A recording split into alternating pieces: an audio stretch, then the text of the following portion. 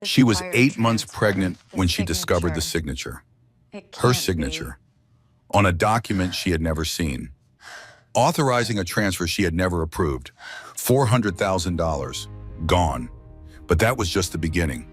What Eleanor Whitmore uncovered next would shatter everything she believed about her marriage, her husband, and the life she thought they were building together.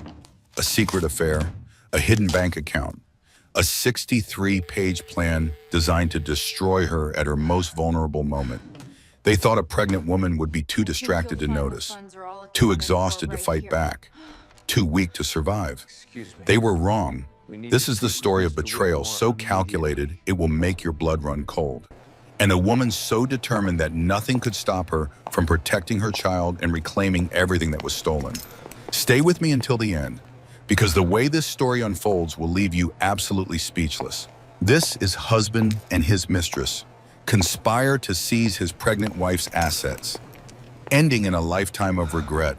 The words hit her like ice water on a winter morning. Mrs. Whitmore, I need you to look at this signature. Eleanor Whitmore looked up from her quarterly reports, her reading glasses sliding down her nose. Her assistant Jessica stood in the doorway of her corner office, clutching a manila folder against her chest like it contained something dangerous. The girl's face was pale. Her hands trembled slightly. Her eyes darted around the room, refusing to meet Ellie's gaze directly. What is it, Jessica? Ellie asked, setting down her Mont Blanc pen, the one Grant had given her for their 5th anniversary. The one she used to sign every important document. The accountant flagged these documents this morning. Jessica walked forward slowly, her heels clicking against the hardwood floor. She placed the folder on Ellie's mahogany desk with the care of someone handling explosives. Mr. Patterson said you need to see them immediately. He said it was urgent. Ellie removed her glasses and rubbed the bridge of her nose. At 8 months pregnant, every movement required extra effort. Her back ached constantly. Her feet were swollen. The baby seemed to think her bladder was a trampoline. She shifted in her ergonomic chair, the leather creaking softly, and reached for the folder. The paper felt ordinary. Manila. Standard. Nothing to indicate that it would change her life forever. The baby kicked, a strong one, right under her ribs, like a warning she didn't yet understand. She opened the folder and began to read. The first document was a wire transfer authorization dated 4 months ago. The amount made her blink. $400,000, routed to an offshore account in the Cayman Islands. An account number she had never seen before in her life. At the bottom of the page was her signature. Except she had never signed this document. Ellie stared at the signature for a long moment. Her heart began to beat faster. Her mouth went dry. She reached for the glass of water on her desk and took a slow sip, buying herself time to think. The signature looked exactly like hers. The slight upward slant on the capital E. The way she connected her first and last name with a small loop. The flourish at the end that her mother had always said looked like a tiny wave. Every detail was perfect. Every curve and line was identical to her own handwriting. But she had never authorized this transfer. She had never seen this account number. She had never signed this page. Someone had forged her signature. Someone who knew exactly how she wrote. There are more, Jessica said quietly. Her voice was barely above a whisper. Ellie turned to the next document. Another wire transfer. $350,000. Same offshore account. Same perfect signature. Dated 3 months ago, the third document showed another $450,000. Same account. Same signature. Dated 6 weeks ago, she did the math automatically. 400,000 plus 350,000 plus 450,000, $1.2 million. Gone. The coffee cup on her desk had gone cold hours ago. Ellie picked it up anyway and took a sip. Bitter, lukewarm, like everything else that morning. Her hand was steady, remarkably steady, considering her world had just tilted sideways on its axis. Who else has seen these? She asked. Her voice came out calm, professional, the voice she used in business negotiations when the stakes were high. Just me and Mr. Patterson. He called me into his office first thing this morning, before anyone else arrived. He said we should keep this confidential until you decided how to proceed.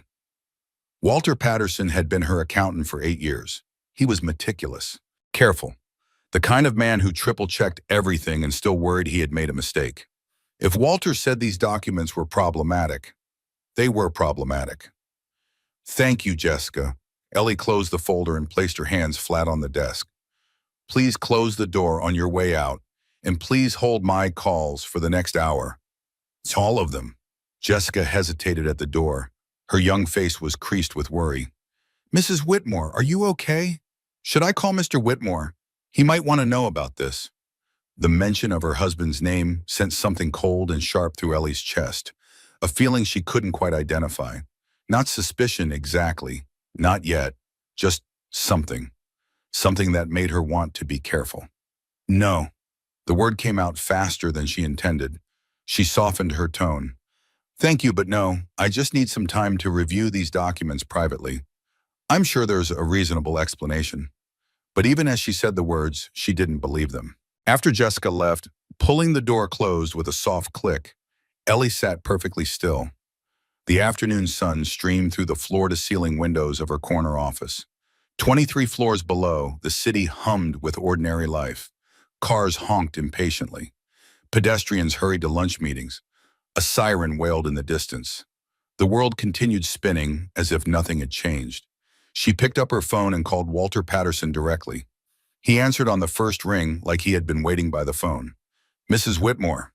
His voice was tight, careful, professionally concerned. I assume you've seen the documents. I have. Tell me everything, Walter. From the beginning. He sighed heavily, the sound of a man who had spent the past several hours dreading this conversation. I was doing the quarterly audit last week. Routine stuff. Reconciling accounts. Checking for discrepancies. That's when I noticed the first transfer. I thought it was a mistake at first. Maybe a duplicate entry or a misclassified transaction. But it wasn't. No, I dug deeper, found the second transfer, then the third. All of them authorized with your signature. All of them routed through accounts that don't appear anywhere in your company records or your personal financial statements. Ellie closed her eyes. The numbers swam in her head. $1.2 million. 10 years of building Whitmore Interiors from a one-woman operation in a rented office to a company with 47 employees and clients across the eastern seaboard. Someone had stolen $1.2 million with the stroke of a forged pen. And you're certain the signatures are forged? She asked, even though she already knew the answer. I had them analyzed by a document specialist I trust. Off the record, just to be safe. He confirmed they're forgeries. Very good forgeries. Professional quality, but forgeries nonetheless. Professional quality. That meant this wasn't random fraud. Someone had studied her signature carefully, had practiced, had taken their time to get every detail right. This was personal. Who has access to these authorization forms? Ellie asked. That's the concerning part. Walter paused. She heard him shuffling papers. Only you have direct authorization to approve transfers of this size. But copies of your signature cards are kept on file at 2 locations. Here at my office in a locked cabinet, and at your attorney's office. Sullivan and Associates. They keep copies for your business records and legal documentation. Sullivan and Associates, Margot Sullivan's firm. The firm that had handled Ellie's contracts, incorporations, and legal matters since she founded Whitmore Interiors a decade ago. Thank you, Walter. I need you to do something for me. Anything. Don't mention this to anyone else. Not yet. I need to investigate before we take any action. Can you keep this between us for a few days? Of course, but Mrs. Whitmore, if I may say something. Go ahead. Be careful. Whoever did this knew exactly what they were doing. They knew your systems. They knew your routines. They knew how to make it look legitimate. He paused. That suggests someone with inside knowledge. Someone close to you. The words hung in the air after she ended the call. Someone close to her. Ellie sat in silence for a long time. The shadows in her office lengthened as the afternoon sun shifted. Her coffee went from cold to room temperature. The baby moved and kicked, restless inside her. She thought about the people in her life, her employees, her friends, her family, Grant. The thought surfaced unbidden, and she pushed it away immediately. Grant was her husband, the father of her child. They had been together for 7 years. He would never, but the thought lingered. Like a splinter she couldn't quite remove. Grant had access to everything. Her office, her files, her signature. He knew her passwords, her schedules, her routines. No, she was being paranoid. Pregnancy hormones making her suspicious. There had to be another explanation. She gathered her things slowly. Purse, keys, phone. The folder of documents went into her briefcase, tucked beneath other papers where no one would notice. She told Jessica she had a doctor's appointment and would be gone for the rest of the day. The lie came easily, too easily. The drive home took 45 minutes in afternoon traffic. Normally, Ellie used the commute productively, returning calls on her Bluetooth, dictating emails to her phone, planning tomorrow's schedule. Today, she drove in silence. The radio stayed off. Her phone stayed in her purse. She watched the city pass by outside her window like she was seeing it for the first time. She kept thinking about the signatures. So perfect, so identical to her own handwriting. Whoever had forged them had studied her closely, had access to multiple examples, had practiced until they could replicate every curve and flourish. This wasn't the work of a stranger. This was the work of someone who knew her, someone she trusted. Grant's car was in the driveway when she arrived home. His silver BMW, the one she had bought him for their 5th anniversary because his old car had started making concerning noises. He was home early. That was unusual. He usually worked until 6 or 7. Ellie parked her Tesla beside him in the garage, sat there for a moment staring at the door that led into the house. Through the thick walls, she could hear music playing. Something classical. Chopin, maybe. Grant only listened to classical music when he was cooking. He said it helped him relax, made him feel sophisticated. She checked her reflection in the rearview mirror. Her eyes looked tired, worried. Mumpan. She couldn't let him see that. She practiced her expression. Normal, calm, unsuspecting. The face of a woman who had no idea her world was falling apart. Then she went inside. The kitchen smelled like garlic and lemon. Pots bubbled on the stove. Grant stood at the counter, chopping herbs with the expensive knife set she had bought him last Christmas. There you are. He looked up with a smile. That perfect smile that had charmed her at a charity gala 7 years ago. Dark hair going distinguished silver at the temples. Blue eyes that crinkled warmly at the corners. Still handsome. Still the man she had fallen in love with over champagne and small talk. He wiped his hands on a dish towel and crossed the kitchen to greet her, kissed her forehead, placed a gentle hand on her swollen belly. I was starting to worry. Jessica said you left early. Is everything okay? Just tired, Ellie said. The lie came out smoothly. The baby has been active today. Dr. Torres said I should rest more. Grant's face creased with concern. You work too hard. You always have.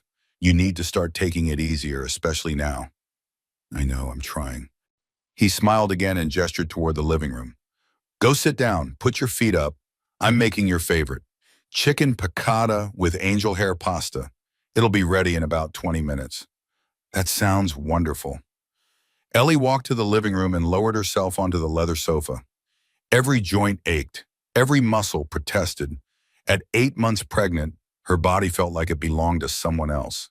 She watched Grant move around their gourmet kitchen, humming along with the Chopin, opening a bottle of wine, pouring himself a glass of the expensive Pinot Grigio she had bought on their last vacation in Napa Valley. He looked happy, relaxed, completely at ease. She thought about the documents in her briefcase. $1.2 million. Someone had stolen $1.2 million from her. Someone who knew her signature intimately. Someone who had access to her legal documents. Grant turned and caught her watching him. He smiled that charming smile. What? He asked. Nothing. She forced herself to smile back. Just thinking about how lucky I am. The words tasted like ash in her mouth. Dinner was delicious. Grant had outdone himself. The chicken was perfectly crispy. The pasta was al dente. He had even made her favorite dessert, tiramisu, because he knew she had been craving it.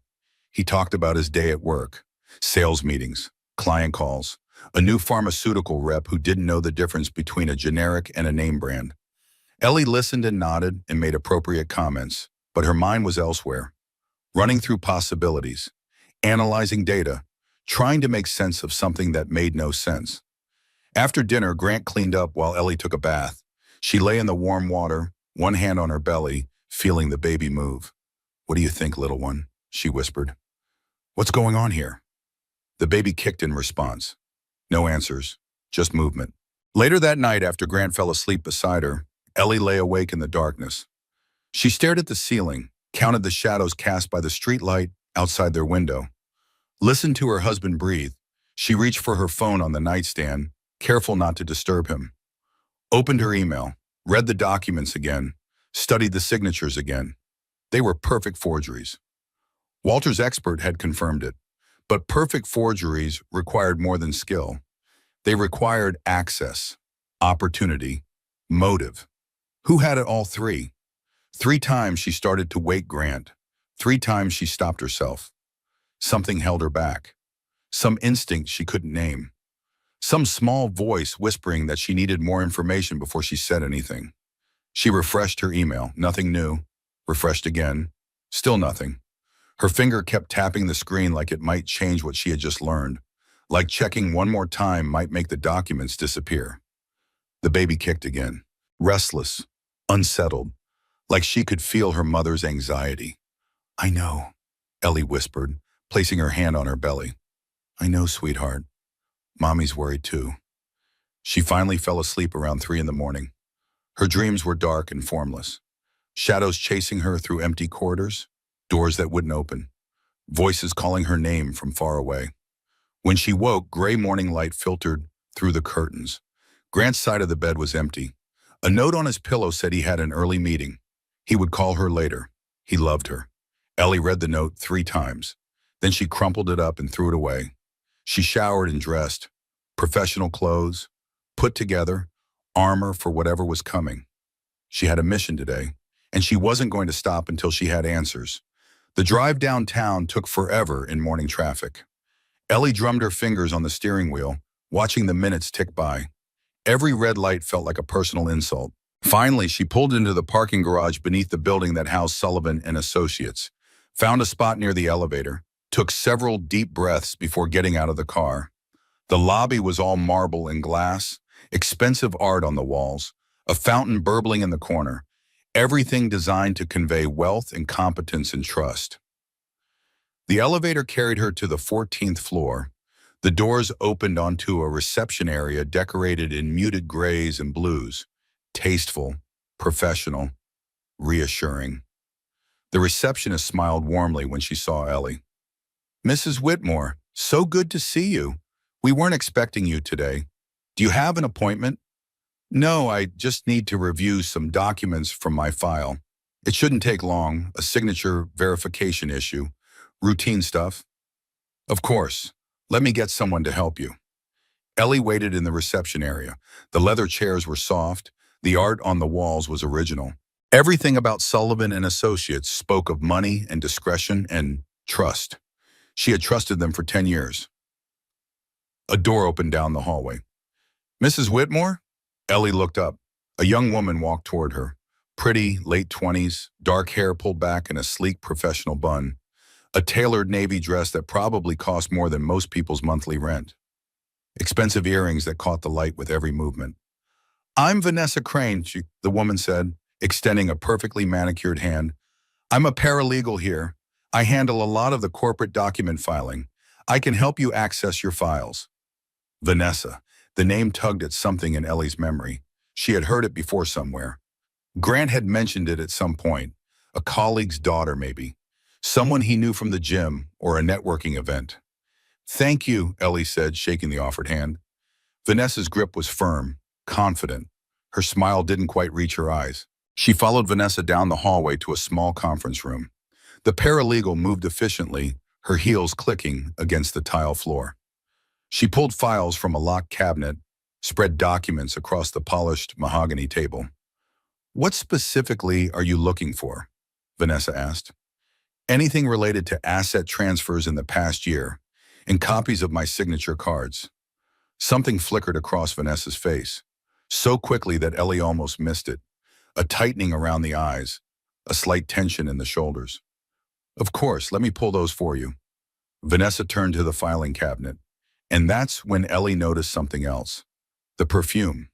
It was subtle, expensive, a blend of jasmine and sandalwood that Ellie recognized immediately because she smelled it every time Grant came home late from work meetings.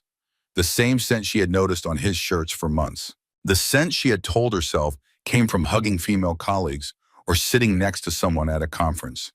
The scent that was now filling this small conference room. Ellie's heart began to pound.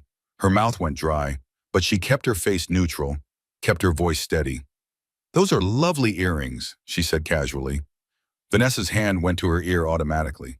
"Oh, thank you. They were a gift." Pearl drops with small diamonds. Elegant, distinctive. Ellie recognized them. She had bought them for herself 2 years ago from a jewelry store in Boston. They had gone missing from her jewelry box 3 months later. She had searched everywhere, asked Grant if he had seen them. He said the clasp must have broken, said she probably lost them somewhere, said he would buy her new ones. Those earrings were now in Vanessa Crane's ears. The room tilted. Ellie gripped the edge of the conference table to steady herself. The baby kicked hard, like she could feel her mother's distress. "Are you all right?" Vanessa asked. Her voice dripped with false concern. "Can I get you some water? You look pale." "I'm fine, just pregnancy dizziness, it comes and goes." "Let me get you some water anyway, you should stay hydrated." Vanessa left the room. The moment she was gone, Ellie leaned forward and looked at the desk where the paralegal had been working.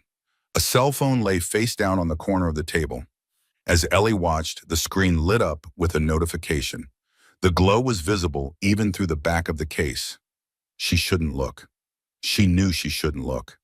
This was someone else's private property, someone else's private life.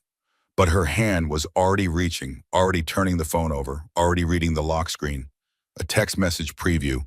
The sender's name was displayed at the top with a small photo and a red heart emoji beside it. Grant, her husband's name, her husband's face. The message read, "Can't wait to see you tonight. Same place as last week. Counting the hours, baby." Ellie sat back in her chair. The room was spinning now. Really spinning. Her husband was having an affair with the paralegal who handled her legal documents.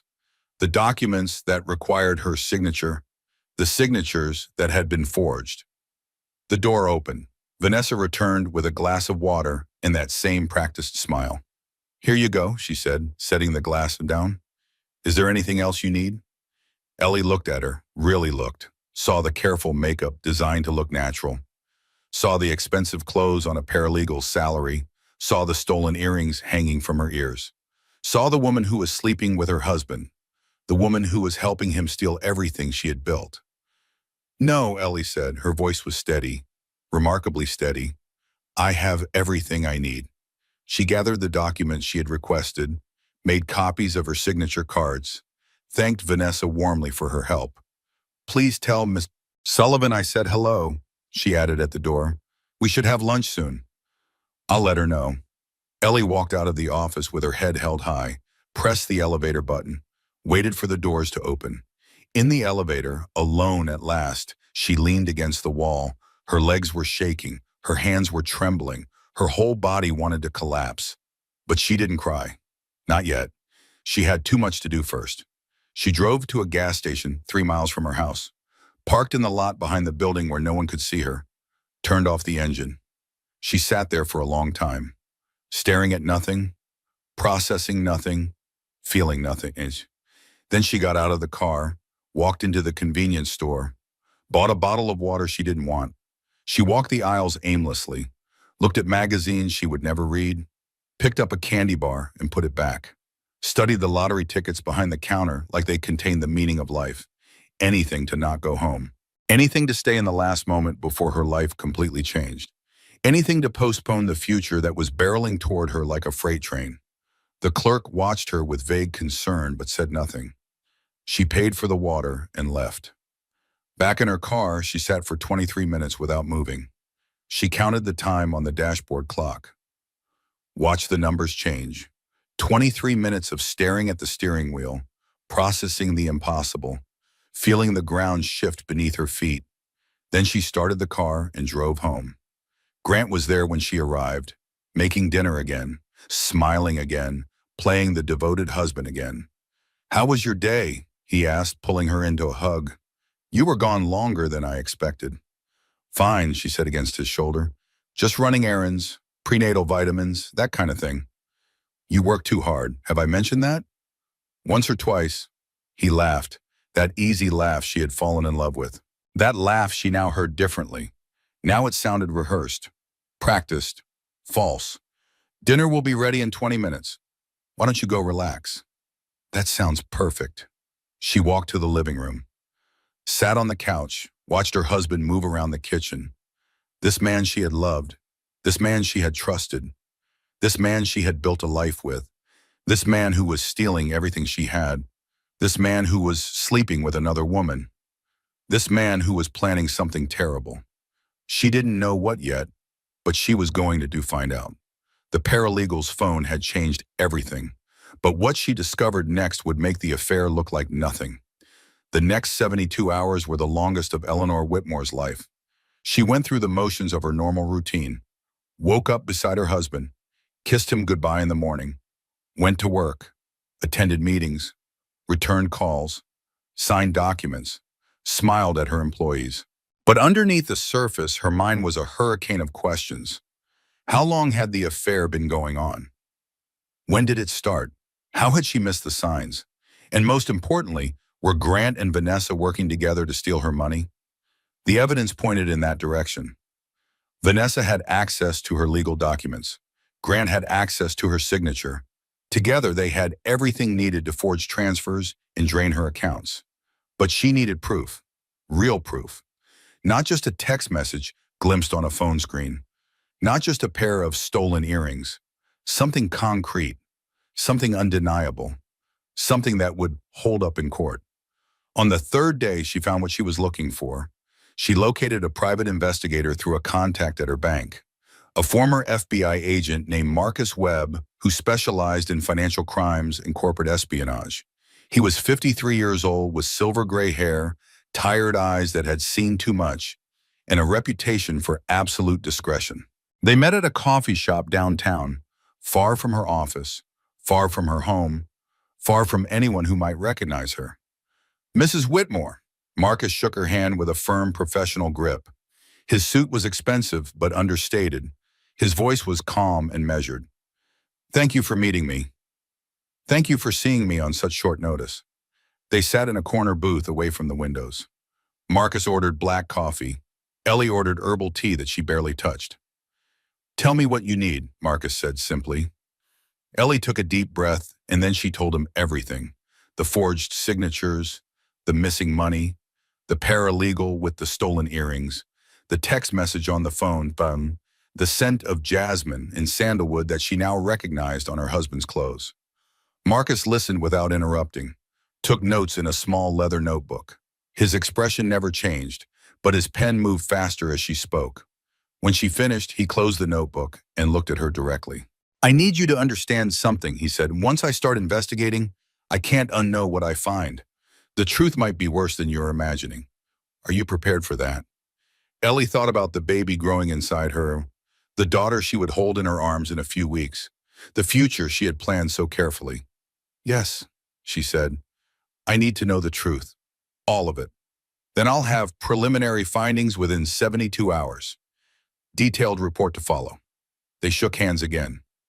Marcus left first, disappearing into the lunch crowd like a ghost. Ellie stayed behind, staring at her untouched tea, wondering what the next 3 days would bring. The results came faster than expected. She was in her office on the third afternoon when Marcus called. She closed the door, locked it, sat down heavily in her chair. "Mrs. Whitmore." His voice was professional but gentle, the voice of a man who had delivered bad news many times before. "I have my preliminary findings. Would you prefer to meet in person, or shall I summarize over the phone?" "The phone is fine. Just tell me." "Very well." She heard him shuffling papers. "First, the affair. I can confirm that your husband and Vanessa Crane are involved in a romantic relationship. They have been for approximately 2 years. 2 years. The word hit her like a physical blow. Not months.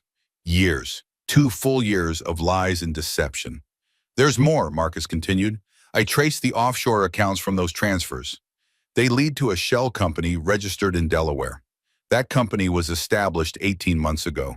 It has no employees, no products, no services. Its only purpose appears to be receiving and holding funds. And this shell company purchased a property 6 months ago, a house in a residential neighborhood, 4 bedrooms, 3 bathrooms, nice area, good schools. Ellie's throat tightened. In whose name? There was a pause. Marcus cleared his throat. The property is held by the shell company, but the beneficial owners are listed in the corporate filings. Your husband, Grant Whitmore, and Vanessa Crane. She had suspected. Of course she had suspected. But hearing the words spoken aloud made it real in a way that suspicion never could. They weren't just having an affair. They weren't just stealing her money. They were building a life together. A house, a future. All of it funded by her decade of work. Her sleepless nights, her missed holidays, her sacrifices. Mrs. Whitmore, are you still there? Yes. Her voice came out as a whisper. Where is the house? What's the address? Another pause. Longer this time. That's the part I need you to prepare yourself for. Marcus's voice was careful, measured. I did some background research when the address looked familiar. Cross-referenced it with your file. Just tell me. The house is located on Maple Street in Riverside, 3 blocks from Prospect Street. The words hung in the air. Prospect Street, the tiny apartment with the broken radiator and the mice in the walls. The neighborhood where she had grown up poor, where her mother had worked 3 jobs just to keep the lights on. The place she had sworn she would escape if it took her whole life. She had escaped. She had built Whitmore Interiors from nothing. She had made millions. She had moved to a beautiful home in a wealthy suburb with a husband who supposedly loved her. And now Grant and his mistress had bought a house 3 blocks from where she started. With her money, in the neighborhood that represented everything she had run away from. That's not a coincidence, Ellie said flatly. No, I don't believe it is. Vanessa had done her research. She knew exactly where Ellie came from. She knew what that neighborhood represented, and she had deliberately chosen to build her stolen life there. It was a message, a cruel, calculated message. A way of saying, we're going to put you back where you belong. Is there anything else? Ellie asked. One more thing. I was able to access some communication records, text messages and emails between your husband and Ms. Crane. I won't read them all to you, but there's a pattern that concerns me. What kind of pattern? References to timing, to your pregnancy, to what they call the plan. They seem to be waiting for something, coordinating around a specific date. What date? Your due date, Mrs. Whitmore. Based on what I've found, they're planning to make some kind of move when you go into labor, or shortly after.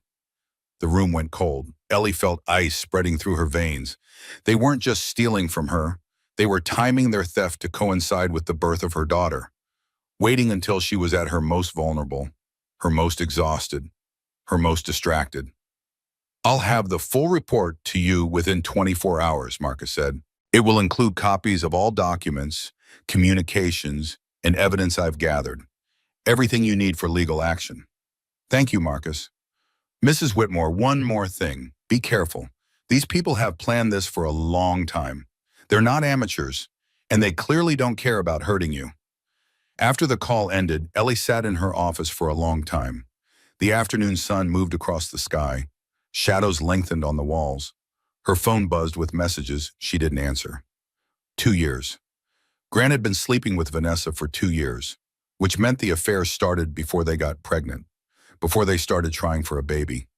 She thought back to those months of hope and excitement, the ovulation tests and the prenatal vitamins, Grant's apparent enthusiasm about becoming a father, the joy on his face when the pregnancy test finally showed 2 pink lines.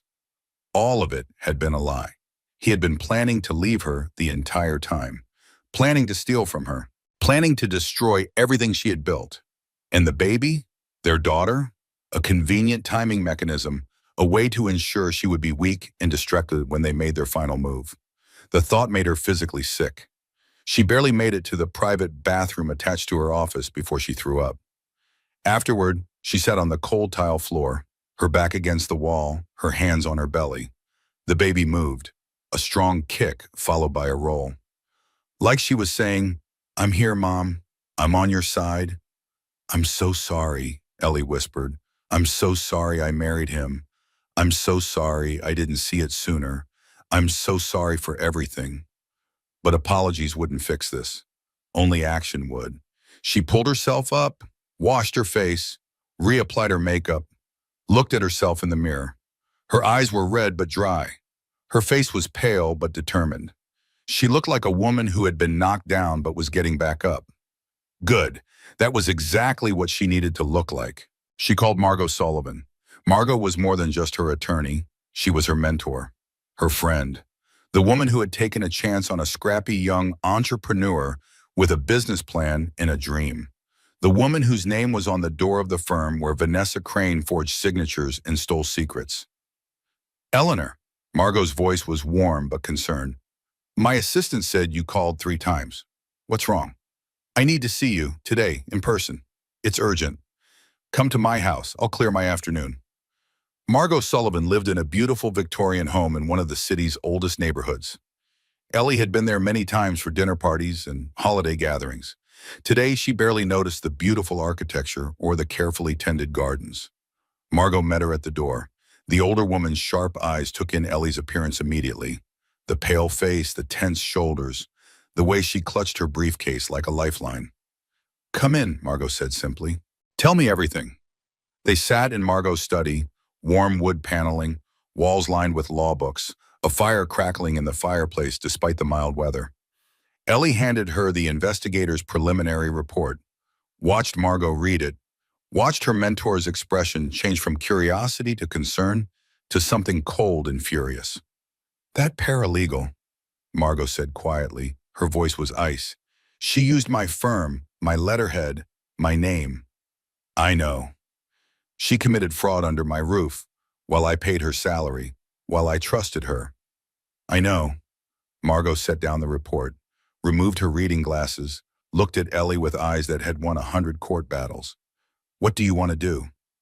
Ellie had thought about this question for 3 days, had turned it over in her mind during sleepless nights, had considered every option from confrontation to acceptance to revenge.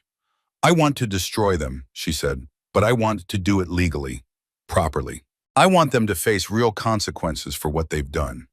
Margot nodded slowly, a predator's nod, a shark scenting blood. "Then we need to build a case, a proper case, evidence that will hold up in criminal court, not just civil." "How long will that take?" "Weeks, maybe longer. We need to document everything, create a paper trail, catch them in the act of something that shows clear criminal intent." Ellie touched her belly. The baby was moving again, restless. "I might not have weeks. They're planning something around my due date." Marcus found references in their communications. Margot's eyes narrowed. "Then we need to be smart, strategic. We need to stay one step ahead of them." She picked up her phone, made 3 calls in rapid succession. Names Ellie recognized: the best divorce attorney in the state, a prosecutor in the financial crimes division, a forensic accountant who testified in federal cases. Within an hour, Ellie had a team. "Now," Margot said after the last call ended, "tell me about the house, the one they bought in Riverside." Ellie told her, watched Margot's face tighten with fury. 3 blocks from where you grew up. They chose that deliberately." "Yes. To humiliate you, to put you back in your place." "That's what I think." Margot was quiet for a long moment. When she spoke again, her voice was steel. "Eleanor, I've known you for 10 years. I've watched you build something remarkable from nothing. I've seen you face obstacles that would have broken most people. But this is different. This is personal. This is going to be the hardest thing you've ever done." "I know. Are you ready for that? Really ready?" Ellie thought about the baby, her daughter, the innocent life growing inside her, unaware of the storm gathering outside. "I don't have a choice," she said. "They're not just coming for my money. They're coming for my child's future, and I will do whatever it takes to protect her." Margot smiled, a fierce, proud smile. "Good, then let's go to war." That night, Ellie lay in bed beside Grant. He was sleeping peacefully, his chest rising and falling with slow, even breaths. Completely unaware of what she now knew, she watched him in the darkness. This man she had loved, this man she had trusted, this man who was plotting her destruction. I'm not crazy, she thought. The perfume on his shirts, the late nights at the office, the way he stopped touching me when I started showing, the way his eyes went distant when I talked about our future. I knew. Somewhere inside, I always knew. She had ignored the signs because she wanted to believe in him, wanted to believe in their marriage, wanted to believe that the life they had built was real. But it wasn't real. It had never been real. Grant stirred in his sleep, mumbled something, reached for her in the darkness. She let him put his arm around her, let him pull her close, let him think everything was normal. Inside she was screaming, but she kept the scream locked away, buried deep, because she had a war to fight. And the first rule of war was never let your enemy know you're coming. Tomorrow she would start gathering evidence, installing monitoring software, documenting every lie. Tomorrow she would begin the careful work of destroying the man sleeping beside her, but tonight she would lie in his arms and pretend everything was fine. Tonight she would play the perfect wife, one last time. The burner phone changed everything. Grant left for a business trip on a Thursday morning. A sales conference in Chicago, he said. Very important for his career. He would be back Sunday night. Ellie kissed him goodbye at the door, told him to drive safely, told him she would miss him. She knew there was no conference in Chicago. Marcus had already confirmed it. Grant was going to spend the weekend with Vanessa at a resort in Michigan. A romantic getaway paid for with money stolen from Ellie's accounts. I'll miss you too, babe. Grant touched her belly with what seemed like genuine affection. Take care of our little one while I'm gone. I will. Call me if you need anything. Anything at all. I know. She stood in the doorway and watched his car pull away. Watched until it turned the corner and disappeared from view. Then she went to work. She had 48 hours. 48 hours while her husband was away with his mistress. 48 hours to find every piece of evidence hidden in this house. She started in the home office, Grant's domain, the room where he worked from home on weekends while she was at the office. The room with the locked filing cabinet he thought she didn't know about. She knew about the filing cabinet. She had always known. She had just never had a reason to open it before. The key was in his desk drawer, tucked beneath a stack of old business cards. He had never bothered to hide it properly because he never thought she would look. Never thought his trusting wife would question anything. His trusting wife, what a joke. She opened the filing cabinet drawer by drawer. Tax returns, insurance documents, old warranties for appliances they no longer owned. Nothing unusual, nothing incriminating. She was about to give up when she felt it. Something taped to the back of the bottom drawer, bound drawer. Something that shouldn't be there. She pulled it out carefully. A cell phone. Small, cheap. A prepaid burner from a convenience store. The kind you bought with Wish when you didn't want anyone to trace your calls.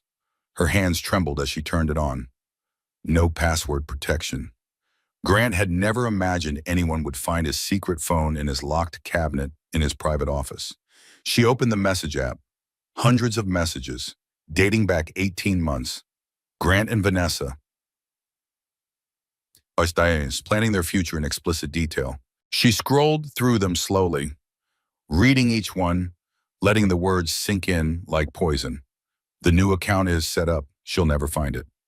Got 3 more signatures today. She didn't notice a thing. When this is over, we'll have enough to never work again. I love watching her trust me. It's almost too easy. The messages painted a picture of calculated betrayal. Month by month, they had stolen from her. Month by month, they had laughed at her ignorance. Month by month, they had built their escape plan. And then she found the message that stopped her heart. It was from Vanessa, dated 2 weeks ago. Perfect timing. The baby is due in 3 weeks. We served the papers in the recovery room. She'll be too drugged and exhausted to fight. By the time she realizes what's happening, everything will be in our names. She can keep the kid. We'll take everything else. Ellie read the message 3 times. 4 times. 5. They were going to serve her divorce papers in the delivery room while she recovered from childbirth. While she held her newborn daughter for the first time, they were going to take everything while she was at her most vulnerable. her most exhausted, her most defenseless. And Vanessa's final line: she can keep the kid, like Charlotte was an inconvenience, a burden, something to be discarded. Grant didn't want his daughter, had never wanted his daughter. He had only agreed to try for a baby because it fit their timeline, because a pregnant wife was a distracted wife, because a new mother would be too overwhelmed to notice her assets disappearing. Ellie set down the phone. Her hands were shaking violently now. Her whole body was shaking. But she didn't cry. She was beyond crying. She photographed every message, every account number, every damning word, sent the images to her secure cloud storage, made backup copies on 3 separate drives. Then she put the phone back exactly where she had found it, locked the filing cabinet, returned the key to the drawer. She sat on the floor of Grant's home office for a long time. The closet door was open. His suits hung in perfect rows: navy, charcoal, black. She had picked out most of them, helped him choose the right ties, told him how handsome he looked when he left for work each morning. She had ironed those suits on Sunday nights, had taken them to the dry cleaner when he was too busy, had hung them carefully in the closet so they wouldn't wrinkle. All those small acts of love, all those tiny gestures of devotion, he had accepted them as his due while plotting to destroy her. She closed the closet door carefully, stood up, smoothed down her maternity dress. There was more to find. She was certain of it. She searched the garage next, his toolbox, his golf bags, the boxes of old college memorabilia he couldn't bear to throw away. Nothing. The bedroom took longer. She went through his nightstand, his dresser drawers, the pockets of every jacket in his closet. She found receipts for restaurants she had never visited, hotel confirmation numbers for trips she had never known about, a woman's earring that wasn't hers. But the real discovery came from his laptop. Grant had left it at home, thinking he wouldn't need it for a sales conference. He had cleared his browser history before leaving, emptied the trash, covered his tracks, but he hadn't thought about the cloud backup, the automatic sync that saved everything to a remote server, the server whose password Ellie knew because she had set up the account for him years ago. She accessed the backup from her own computer, sorted through the files methodically, deleted documents, archived emails, hidden folders, and then she found it, a folder labeled Exit Strategy. She opened it with a sense of dread that bordered on physical pain. Inside was a document, 63 pages long, a detailed plan for taking everything she had. Phase 1. Establish romantic relationship with paralegal who has access to target's legal documents. Build trust over 6 to 12 months. Phase 2. Open offshore accounts using forged signatures. Route through shell companies to obscure trail. Phase 3. Transfer assets gradually over 12 to 18 months. Keep amounts below reporting thresholds to avoid triggering audits. Phase 4. Purchase property in both names as investment for post-divorce life. Location should have symbolic significance to maximize psychological impact. Phase 5. Time divorce filing for maximum vulnerability. Ideal scenario involves medical event, family crisis, or other circumstance that compromises target's ability to respond effectively. Phase 6. File for divorce during or immediately after childbirth. Target will be physically and emotionally compromised.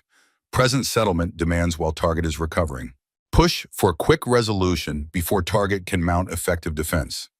Phase 7. Upon completion of asset transfer, relocate to property. Maintain low profile for 6 to 12 months until statute of limitations concerns diminish. Ellie read every page. All 63 pages of cold, calculated planning. All 63 pages proving that this wasn't a spontaneous affair or a crime of opportunity. This was premeditated destruction. This was a long-term conspiracy. This was her husband and his mistress spending 2 years plotting to rob her blind. She printed every document, saved every file, backed up everything in multiple locations. Then she called Detective Samuel Hayes. They met at a coffee shop near the police station.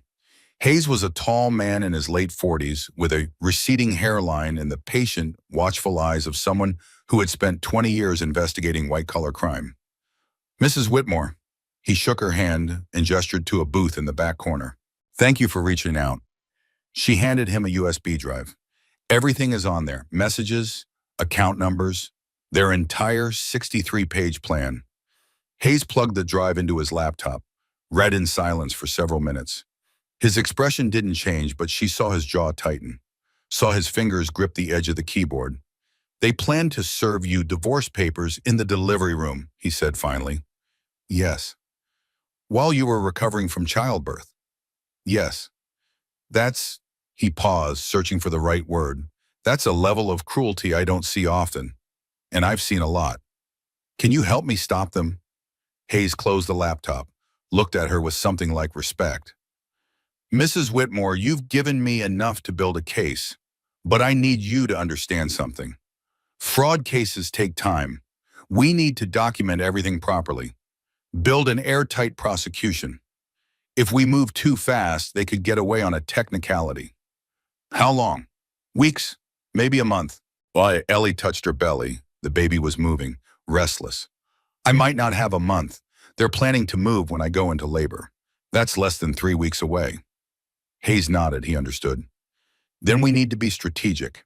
We need to let them make one more move, one overt act that we can document in real time. Something that shows clear criminal intent beyond what's already in these files. What kind of act? An attempt to access your accounts directly, a face-to-face meeting where they discuss the plan. Something we can record or witness. Ellie thought about this, turned it over in her mind. I might be able to make that happen, she said slowly. I might be able to force them to move on my timeline instead of theirs. How? By giving them something they can't resist, an opportunity to take more, to take everything. Hayes studied her for a long moment. That's risky. If they realize you know, they could destroy evidence, run, disappear. They won't realize. They think I'm a trusting fool. They've thought that for 2 years. Her voice hardened. I can be very convincing when I need to be. That night, Ellie ran a bath. The water was warm and lavender scented. She lowered herself carefully into the tub, one hand on her belly for balance. The baby was moving, rolling, kicking, active in a way that usually meant she was going to be up all night. I know, Ellie whispered. I know, sweetheart. Everything is confusing right now, but Mommy's going to fix it. I promise, Oika. She lay in the warm water and tried not to think about Grant, tried not to think about Vanessa, tried not to think about the 63 pages of cold calculation. Instead, she thought about her mother. Grace Whitmore had died 10 years ago, just before Ellie started her company. A stroke, sudden and devastating. One day she was alive, working her 3rd job, planning to retire someday. The next day, she was gone. Grace had never seen Whitmore Interiors become successful, never seen her daughter's name in business magazines, never met Grant. Maybe that was a blessing. Grace had worked herself to the bone for 30 years, 3 jobs sometimes. 4 during the bad years, all so Ellie could stay in school, all so Ellie could escape Prospect Street. She had cleaned office buildings after midnight, waited tables during breakfast and lunch, taken in sewing and alterations on weekends. She had never complained, never asked for thanks, never made Ellie feel guilty for wanting more. You're going to do something special, Grace used to say. I can see it in you. You've got fire, baby girl. You've got steel in your spine. Don't let anyone put that fire out.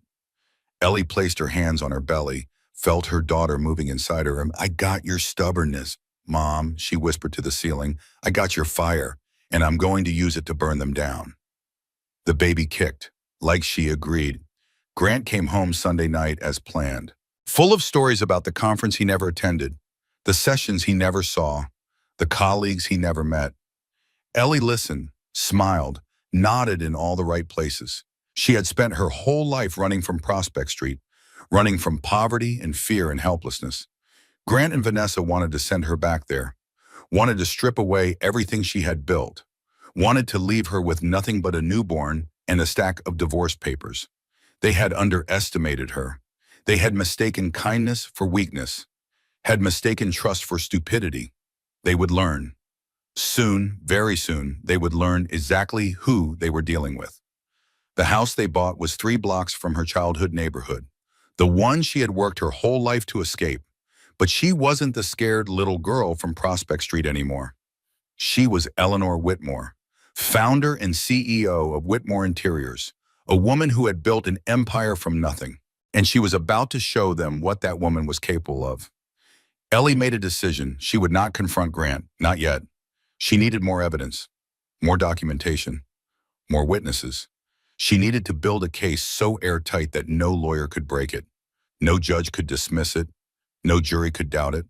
So she played the loving wife. She cooked his favorite dinners, roast chicken on Mondays with the rosemary butter he loved, pasta carbonara on Wednesdays because it reminded him of their honeymoon in Rome, grilled salmon on Fridays because he read somewhere that omega fatty acids were good for brain health. She asked about his day with apparent interest, laughed at his jokes even when they weren't funny, rubbed his feet while they watched television because he said the pressure at work made his arches ache. She let him feel her belly when the baby kicked. Let him talk about nursery colors and baby names. Let him pretend he was an excited father-to-be. Every smile was a performance. Every kiss was a lie. Every night beside him in their bed was torture. But she did it for her daughter, for her future, for justice. During the day when Grant was at work, she built her case. She installed monitoring software on every shared computer in the house, the desktop in the home office, the laptop in the living room, the tablet they sometimes used to look up recipes. She set up hidden cameras in key locations, the hallway where Grant made his late-night phone calls, the garage where he sometimes sat in his car talking to someone she now knew was Vanessa. She photographed his bank statements when he was in the shower, copied his financial documents when he ran errands, recorded his phone calls when he stepped onto the back porch thinking she couldn't hear. She became a spy in her own home, and she was very, very good at it. Grant noticed nothing. He was too confident, too certain that his pregnant wife was too distracted by baby preparations and swollen ankles and prenatal appointments to pay attention to anything else. His arrogance would be his downfall. 2 weeks before her due date, Ellie was ready to spring her trap. It happened at breakfast on a Tuesday morning. Grant was eating eggs and scrolling through his phone. Ellie was sipping decaf coffee and pretending to read the news. "I've been thinking," she said casually, "about the business accounts." Grant's fork paused halfway to his mouth. Just for a second, then he resumed eating. "What about them?" "I want to set up a trust for the baby, to protect her future in case anything happens to me during delivery." She watched his face carefully, saw the flicker of interest, the quick calculation behind his eyes, the effort to keep his expression neutral. "That's a big decision," he said. His voice was carefully controlled. "Maybe we should wait until after the baby comes. You have so much on your plate right now. Margot helped me set it up. The paperwork is already done. I just need to sign the documents at the bank tomorrow morning." Grant set down his fork. His jaw tightened almost imperceptibly. "That seems rushed. Shouldn't we discuss it first? Look at the details together?" "It's just a standard trust. Margot knows what she's doing. I trust her." The word trust hung in the air between them. Ellie watched it land, watched Grant process its implications. "If that's what you want," he said finally, "I just want what's best for our family." "I know you do." She watched him excuse himself to check email, watched him pace in the hallway with his phone pressed to his ear, watched through the reflection in the kitchen window as his face contorted with something that looked like panic. She had just given them a deadline. Tomorrow morning, the bank. A signing that would supposedly transfer her assets to a trust. Now they had to move. Had to accelerate their plan. Had to make a mistake. Detective Hayes was listening to every word through the bug she wore under her maternity dress. That night, Grant was attentive, solicitous. He made dinner, drew her a bath, rubbed her shoulders with lavender-scented oil. "You're so tense," he said, his thumbs working into a knot beneath her shoulder blade. "You need to relax more. The stress isn't good for the baby." "I know, I'm trying. After tomorrow, things will be different. You'll have peace of mind knowing the trust is set up. You won't have to worry anymore." "That's what I keep telling myself." She let him pamper her, let him play the devoted husband, let him think his mask was still intact. But she saw the truth behind his eyes now, the cold calculation, the greedy anticipation, the absolute certainty that he was about to get everything he wanted. "Enjoy it while it lasts," she thought. Tomorrow, everything changes. She went to bed early, claiming exhaustion. Grant stayed up late, supposedly watching a documentary. She heard him on the phone in the living room, voice low and urgent. She couldn't make out the words, but she didn't need to. She knew who he was talking to. She knew what they were planning. The bug in the living room lamp was recording everything. At 1 in the morning, she felt Grant slip out of bed, heard him dress in the darkness, heard his footsteps on the stairs. She stayed perfectly still, breathing slowly, pretending to sleep. Through the bedroom window, she watched his car pull out of the driveway, watched his tail lights disappear down the street.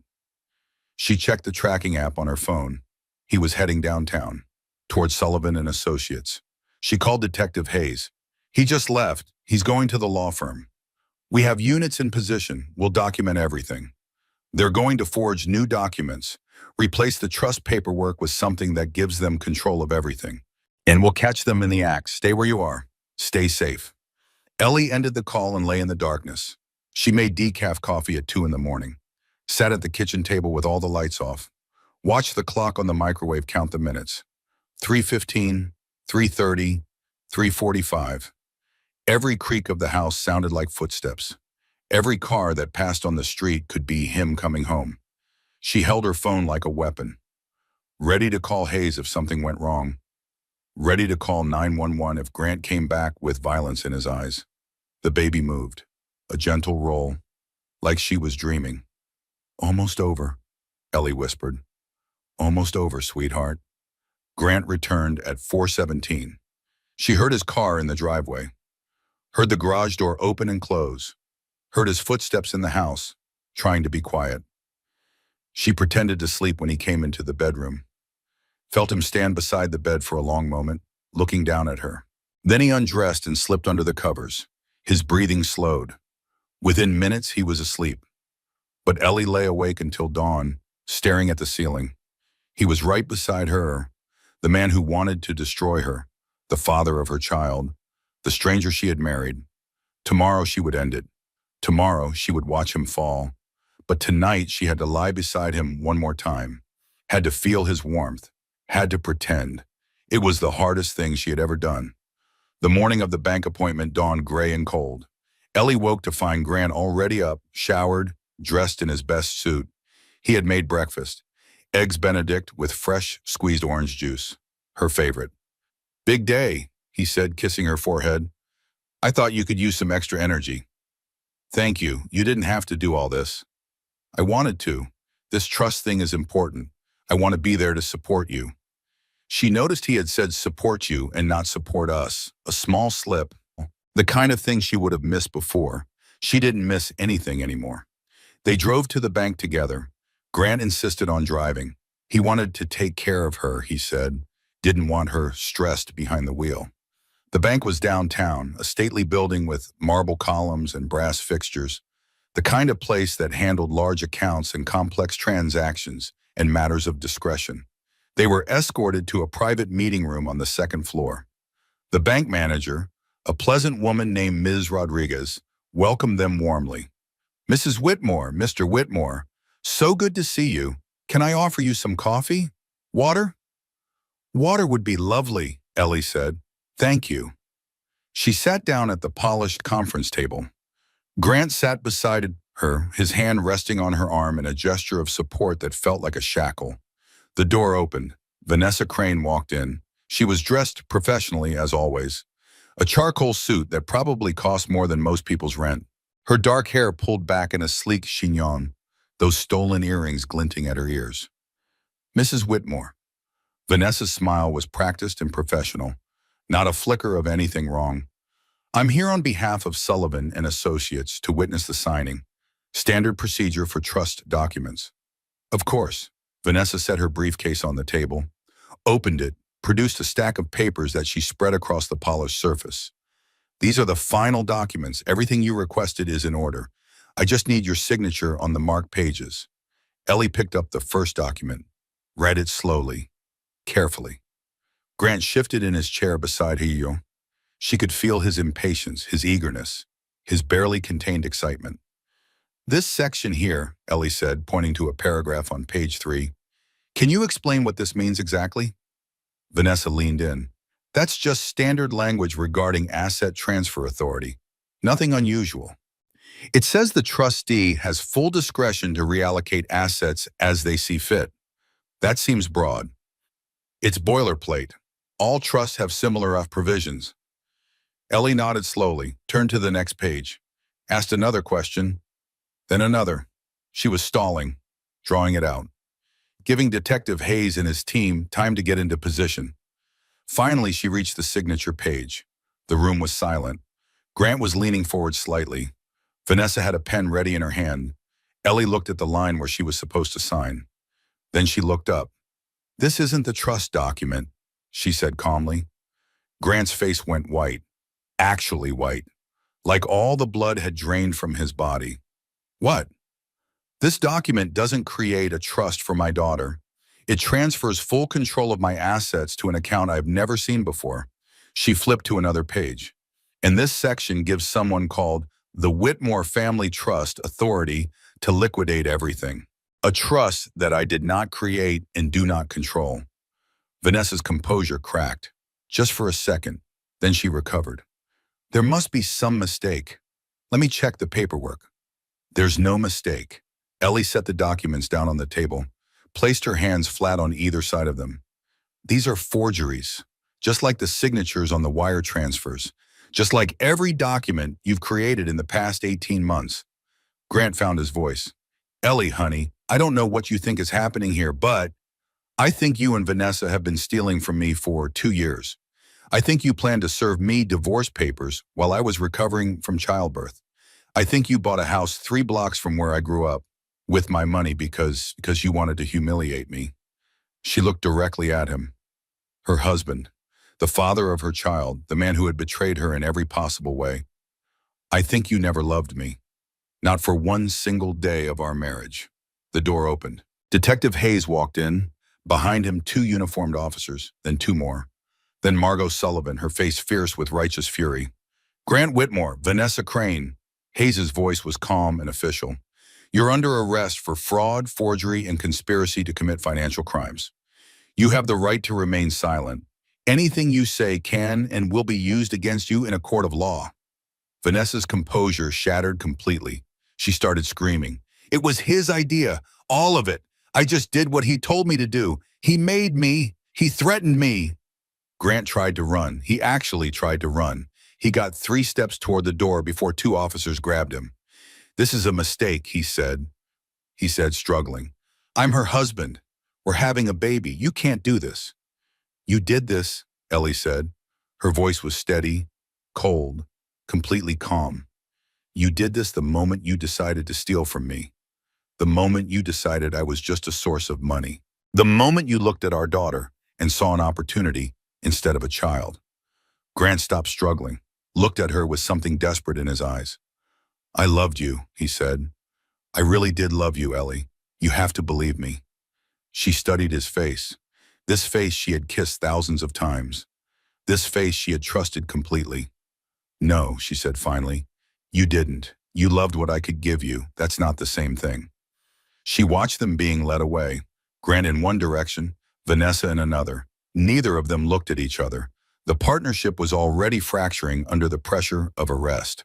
Margot was beside her immediately. "How do you feel?" Ellie considered the question. How did she feel? "Empty," she said, "and exhausted, and—" she searched for the right word. "Free. I feel free." Margot squeezed her hand. "It's over. The worst part is over." "Is it?" "The criminal part, yes.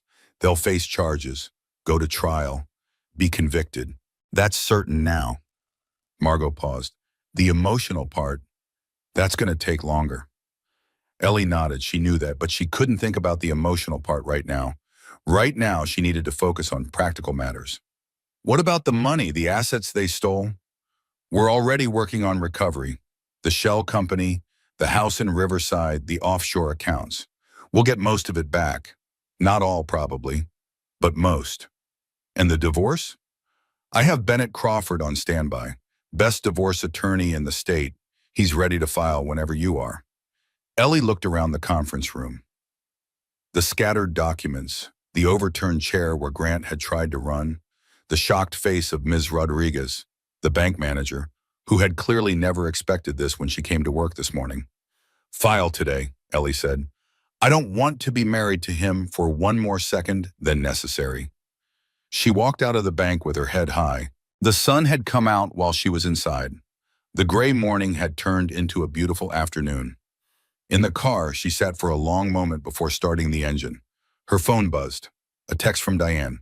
"Heard it went down. How are you?" She typed back, "Tired, relieved, really need to pee." "Diane, that's my girl. I'm bringing ice cream later, the expensive kind." Ellie smiled, for the first time in weeks, a real smile. She started the car and drove home. The house felt different when she walked in. The same furniture, the same art on the walls, the same photos on the mantle. But Grant's presence was gone. His suit still hung in the closet. His toothbrush still sat in the bathroom. His coffee mug still waited in the cabinet. But he was gone. Really gone. She walked through each room slowly, taking inventory, saying goodbye to the life she thought she had, the marriage she thought was real. In the nursery, she stopped. The walls were painted pale yellow. The crib was assembled and waiting. A mobile of stars and moons hung from the ceiling, ready to spin and play music for a baby who would be here soon. Grant had helped paint this room, had assembled the crib while she read the instructions aloud, had hung the mobile and laughed when he got tangled in the wires. Had he been planning to steal from her even then? Even while they prepared a space for their daughter? Even while they dreamed about the future? Yes, the answer was yes. The 63-page document made that clear. Everything had been calculated from the beginning.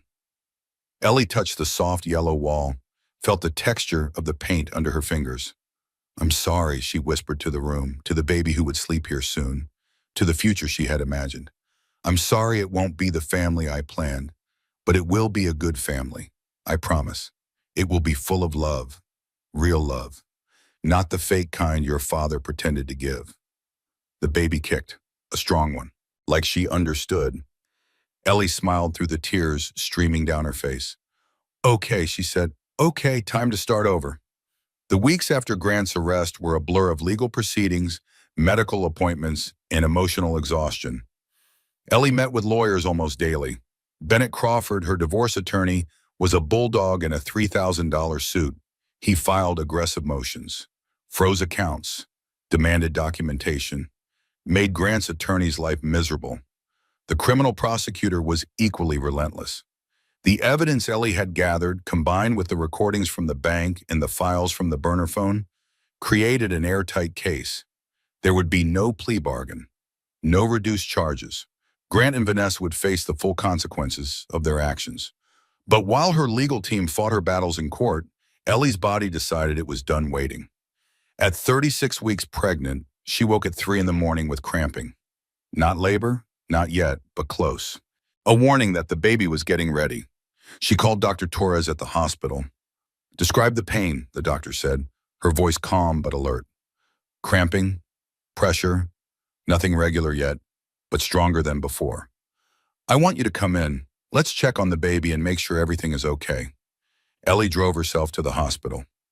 Grant would have driven her before, would have held her hand in the waiting room, would have been there for every moment. Now she was alone. The hospital parking lot was nearly empty at 3:30 in the morning. The emergency room doors slid open with a soft hiss.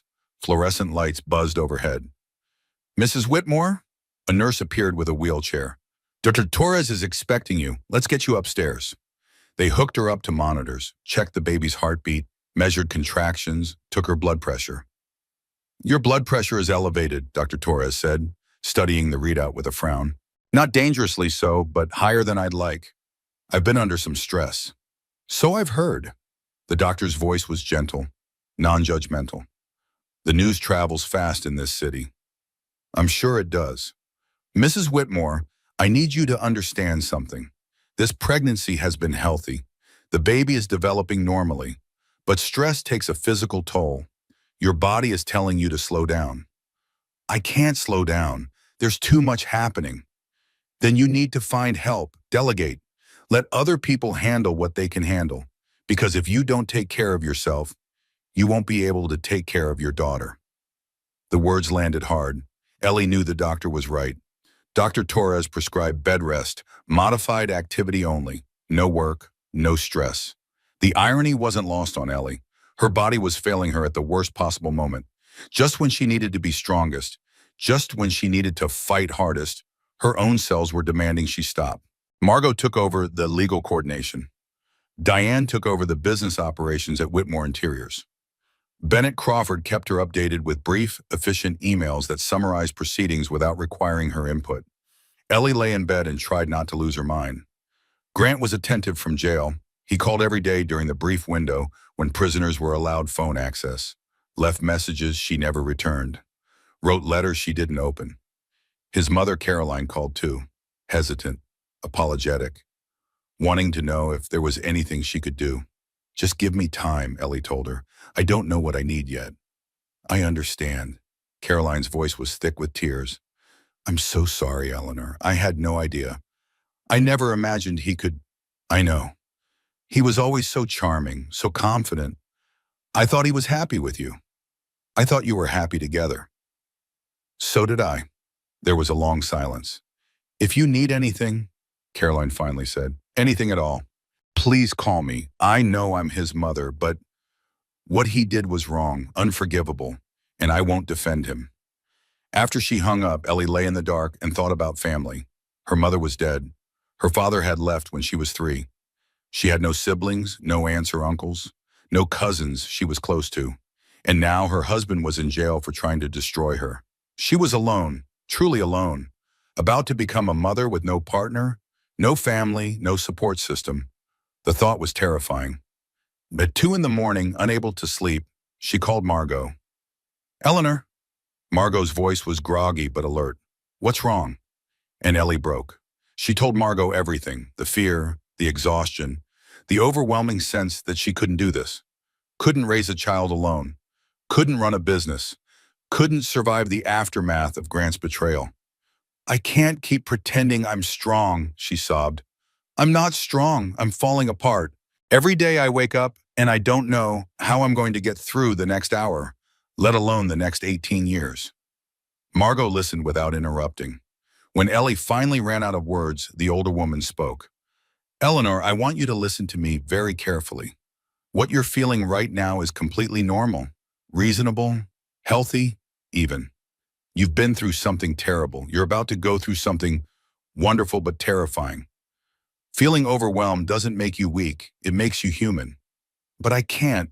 Stop. Margot's voice was firm. Stop telling yourself what you can't do. You've already done impossible things. You built a company from nothing. You uncovered a conspiracy that was designed to destroy you. You stood in that bank and watched your husband be arrested without flinching. I was flinching inside. Of course you were. That's my point. Being brave doesn't mean not feeling scared. It means doing what needs to be done despite the fear. Ellie wiped her eyes. I don't feel brave. I feel like I'm drowning. Then let us help you. You don't have to do this alone. You have me. You have Diane. You have an entire company full of people who admire you. Margot paused. You're not the victim in this story, Eleanor. You're the one who figured it out. You're the one who built the case. You're the one protecting your daughter. But what if I can't protect her? What if I fail? You won't fail. Do you know how I know that? How? Because you're asking the question. Bad parents don't worry about whether they're good parents. The fact that you're lying awake at 2 in the morning, terrified of failing your daughter, tells me you're going to be an excellent mother. Ellie laughed weakly. That's terrible logic. It's excellent logic. Now go to sleep.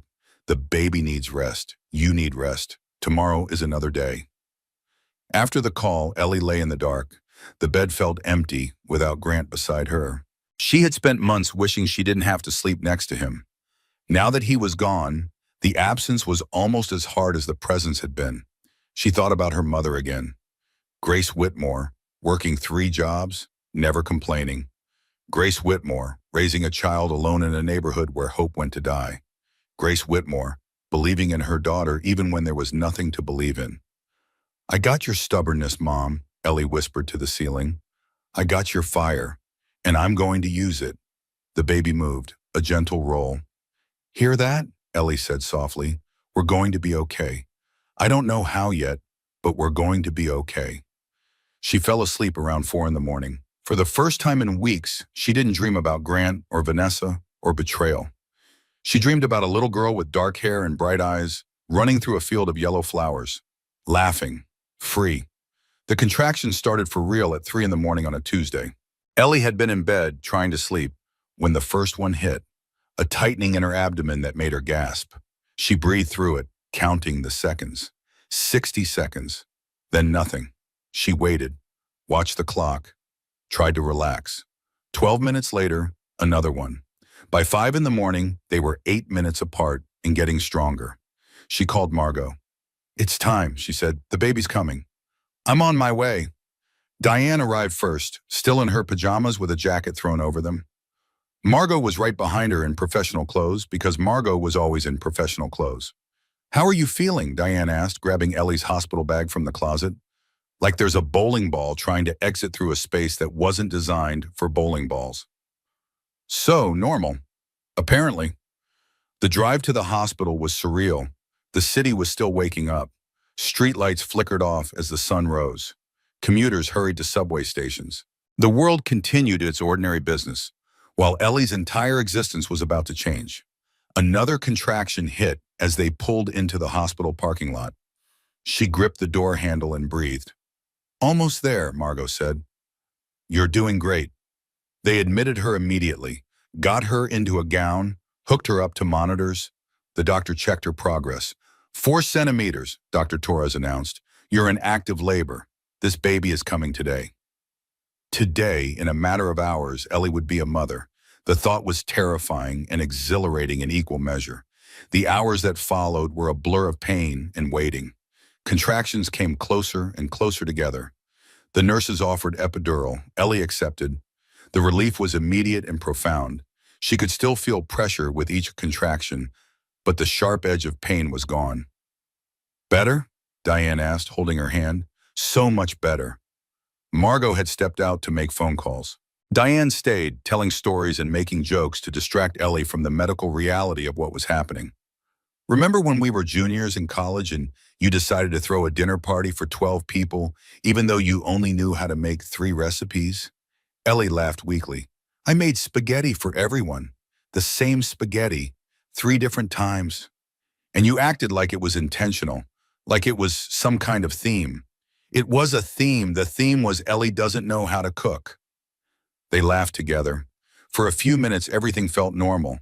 Then another contraction came, stronger than before, and the nurse checked her again. 8 centimeters. You're getting close. Close, so close to meeting her daughter.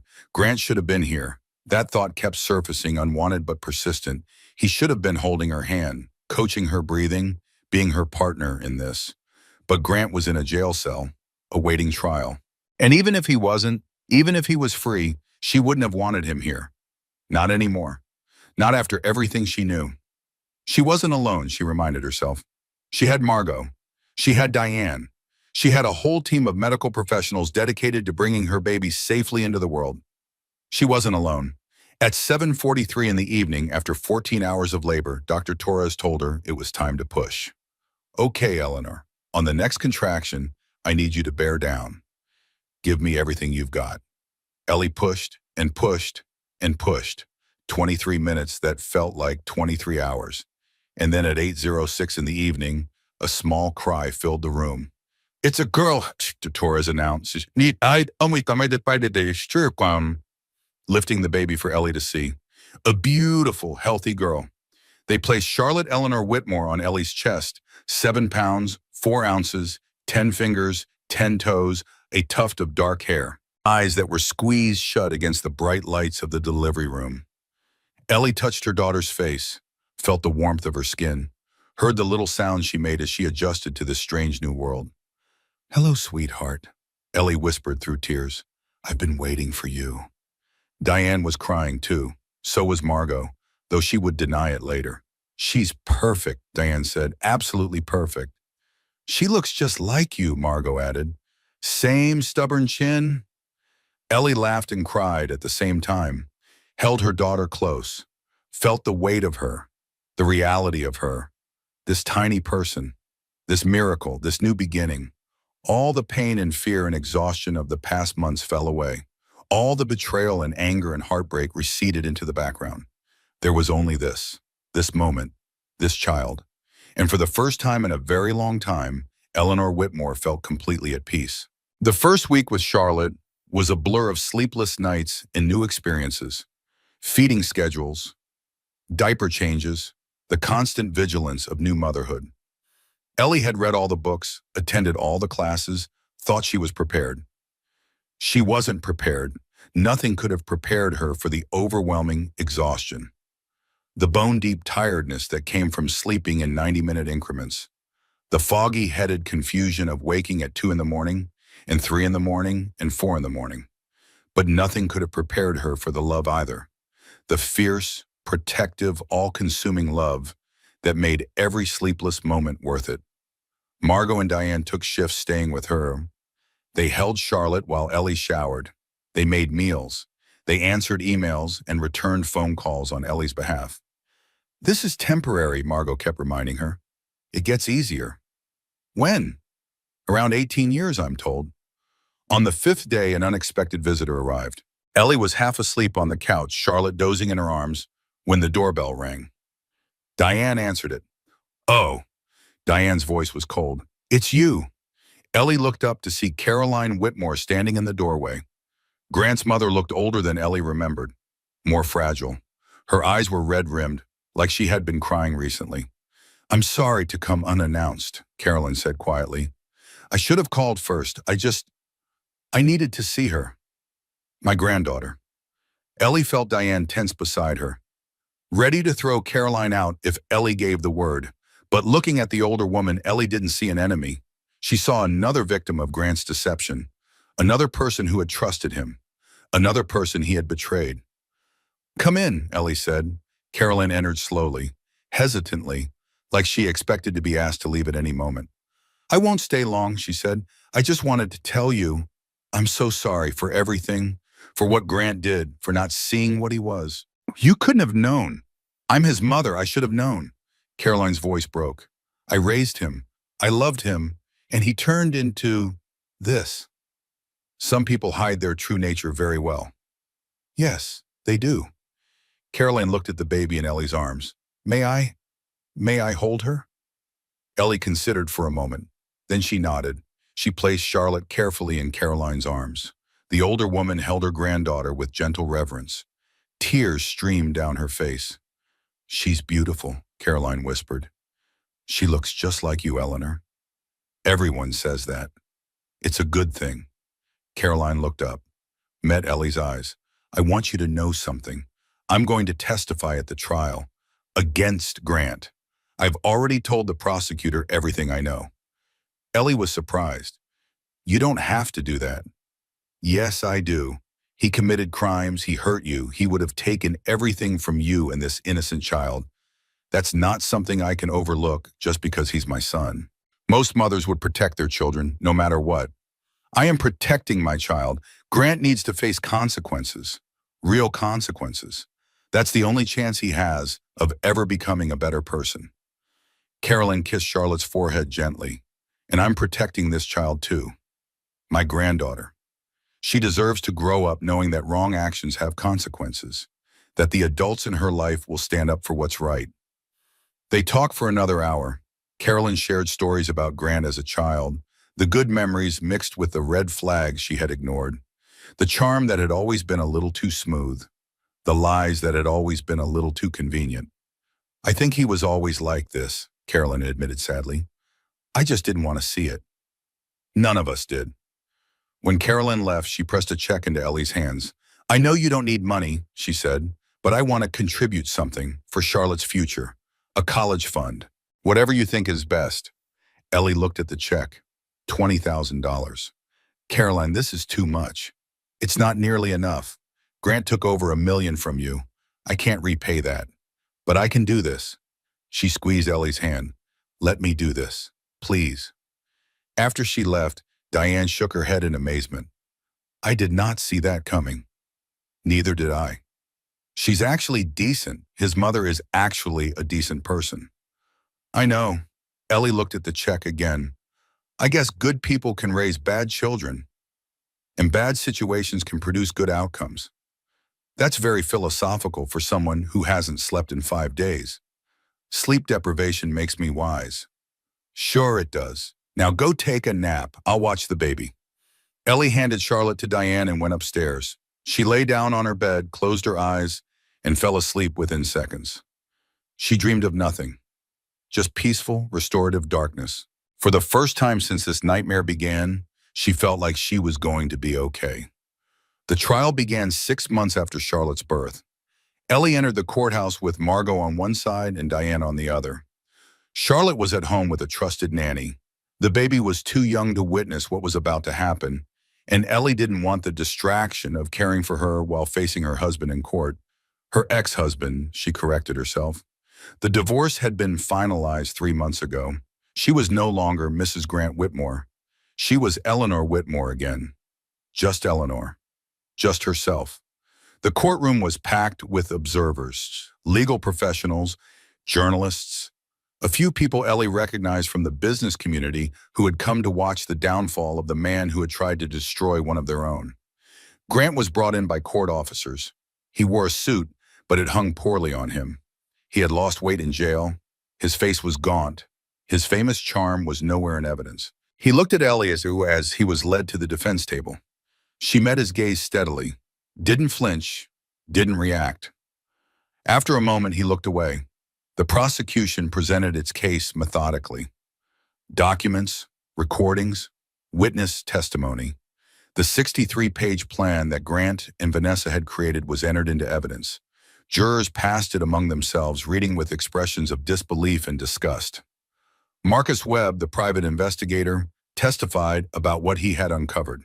Detective Hayes testified about the arrest at the bank. Margot testified about the forged documents on her firm's letterhead. And then it was Ellie's turn.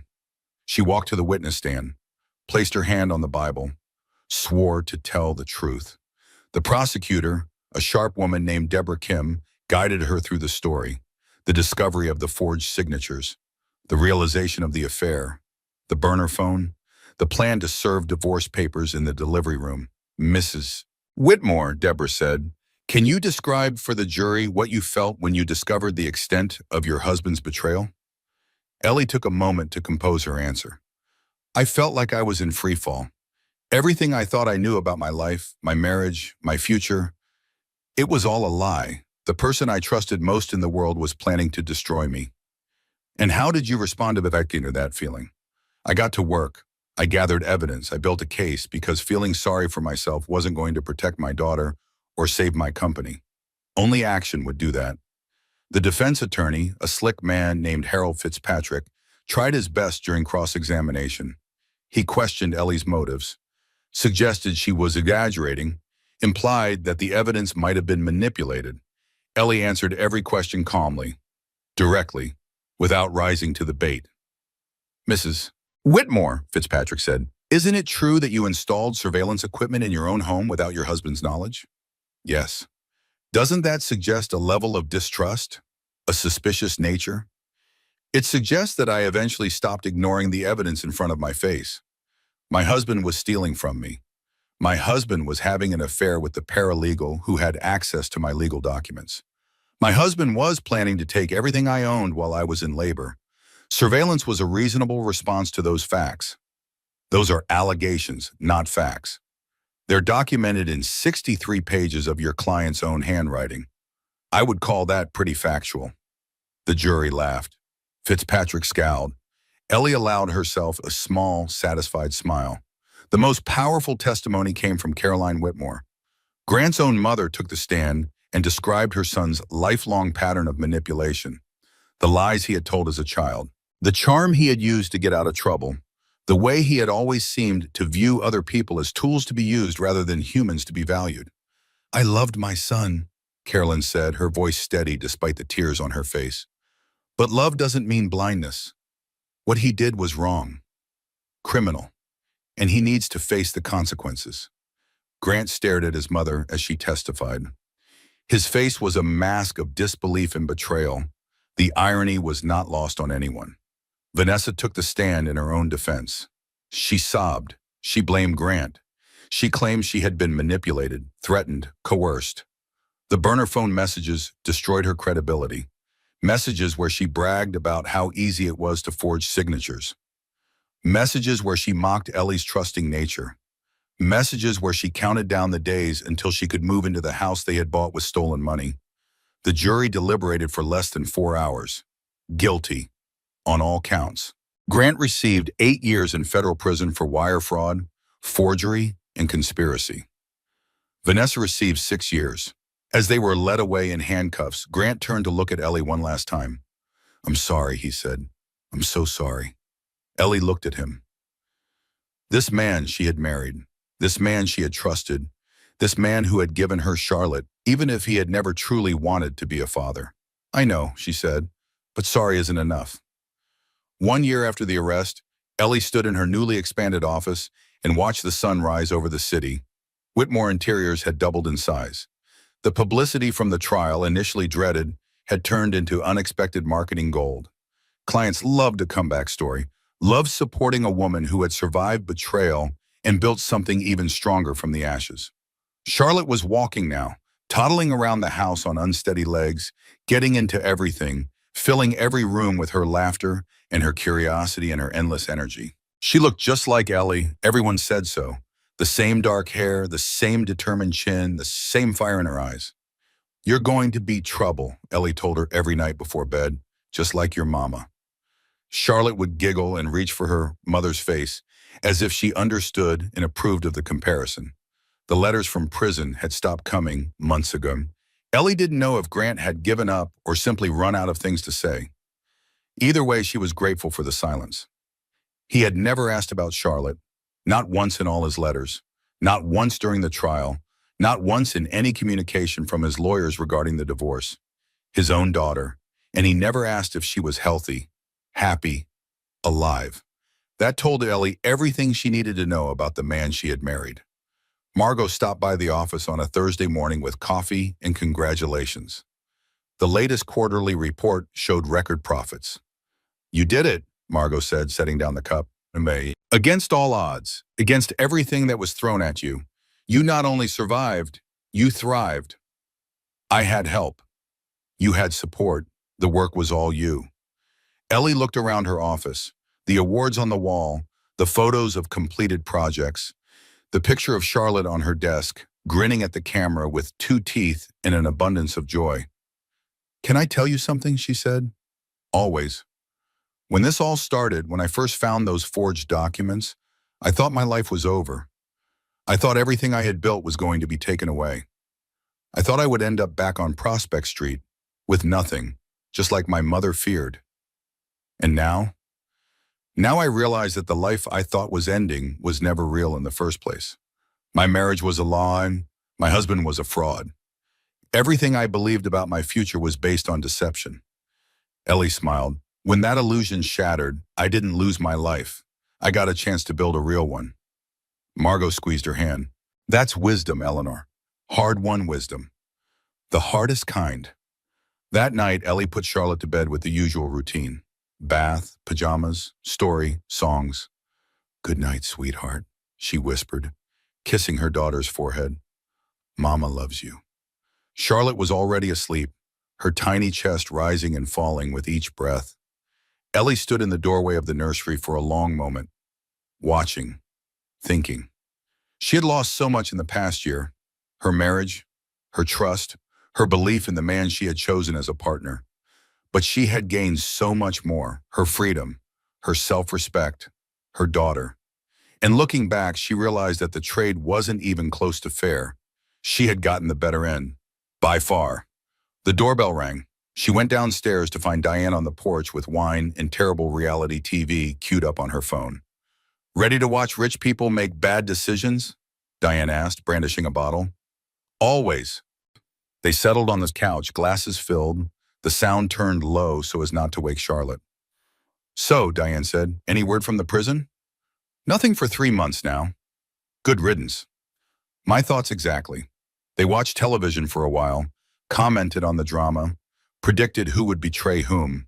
Can I ask you something? Diane said during a commercial break. Anything. Do you ever regret it? Any of it? Ellie considered the question carefully. I regret trusting someone who didn't deserve it, she said finally. I regret ignoring the signs that were right in front of my face. I regret the time I wasted believing in a lie.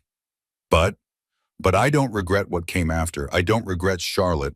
I don't regret fighting back. I don't regret building something stronger from the wreckage. Good answer. It's the only honest one. Diane raised her glass. To honest answers. To honest answers. They clinked glasses, drank, turned back to the television. Outside, the stars were coming out. The neighborhood was quiet. Charlotte slept peacefully upstairs. Ellie thought about transformation. How it happened not through sudden revelation, but through daily choices. Through getting up every morning. Through putting one foot in front of the other. Through refusing to let the worst thing that ever happened to you become the defining feature of your life. She had been transformed by this experience. Not broken, not destroyed, transformed. From a woman who trusted blindly to a woman who trusted wisely. From a woman who feared confrontation to a woman who faced it head on. From a woman who defined herself by her marriage to a woman who defined herself by her strength. Grant would spend years in prison, haunted by what he had lost. Vanessa would spend years in prison, stripped of the glamorous future she had schemed for. Their conspiracy had ended exactly as the title of their story would suggest. A lifetime of regret, but not for Ellie. For Ellie, there was only the future, bright and open and full of possibility. The credits rolled on another episode. Diane reached for the remote.